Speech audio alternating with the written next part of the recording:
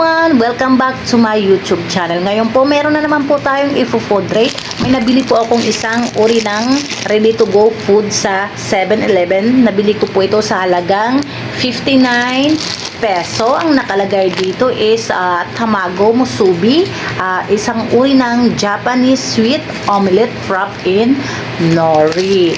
Titikman natin siya at i-rate po natin siya kung swak ba to sa halagang 59 peso. Nakabukas na siya guys kasi ininit mismo doon sa may 7-Eleven. Pakita ko kung ano yung laman nito. Ba't ganito? So as you can see, ganito siya. Ganyan. Ganyan siya. Ayun. Ganyan naman siya.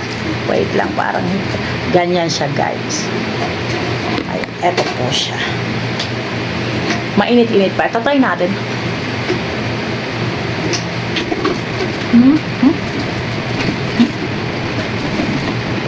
May rice, may egg, may nori. Sa halagang 59 pesos, sulit na to at busog na busog ka na.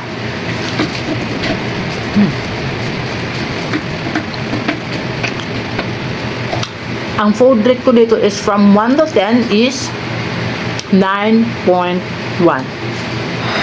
Now guys, please subscribe, like, and share our YouTube channel. Hanggang sa muli. Thank you.